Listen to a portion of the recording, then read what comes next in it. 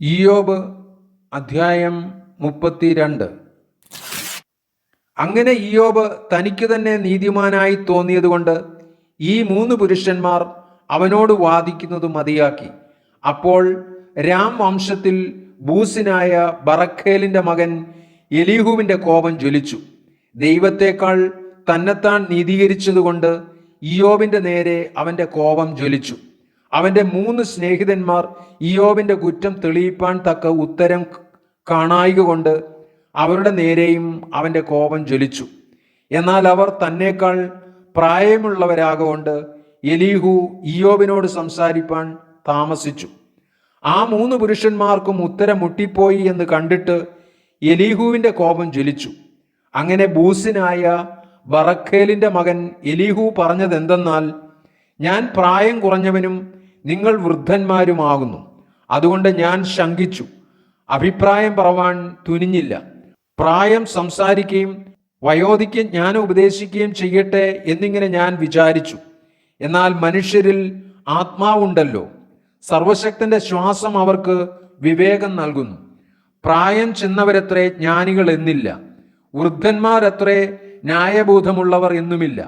അതുകൊണ്ട് ഞാൻ പറയുന്നത്, എൻ്റെ വാക്ക് കേട്ടുകൊള്ളുവിൻ, ഞാനും എൻ്റെ അഭിപ്രായം പ്രസ്താവിക്കാം. ഞാൻ നിങ്ങളുടെ വാക്ക് ശ്രദ്ധിച്ചു കൊണ്ടിരുന്നു. നിങ്ങൾ തക്ക മൊഴികൾ ആരാഞ്ഞു കണ്ടെത്തുമോ എന്ന് നിങ്ങളുടെ ഉപദേശങ്ങൾക്ക് ഞാൻ ചെവി കൊടുത്തു.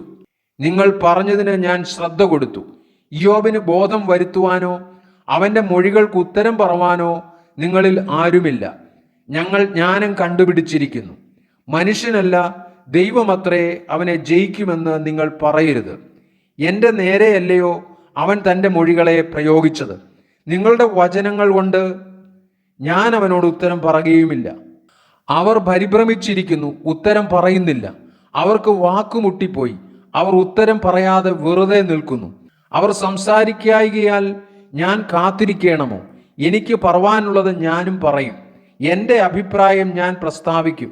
ഞാൻ മൊഴികൾ കൊണ്ട് തിങ്ങിയിരിക്കുന്നു, എൻ്റെ ഉള്ളിലെ ആത്മാവ് എന്നെ നിർബന്ധിക്കുന്നു. എൻ്റെ ഉള്ളം അടച്ചുവെച്ച വീഞ്ഞുപോലെ ഇരിക്കുന്നു, അത് പുതിയ തുരുത്തികൾ പോലെ പൊട്ടുമാറായിരിക്കുന്നു.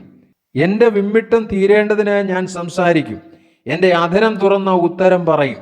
ഞാൻ ഒരുത്തൻ്റെയും പക്ഷം പിടിക്കുകയില്ല, ആരോടും മുഖസ്തുതി പറയുകയുമില്ല. മുഖസ്തുതി പറവാൻ എനിക്ക് അറിഞ്ഞുകൂടാ.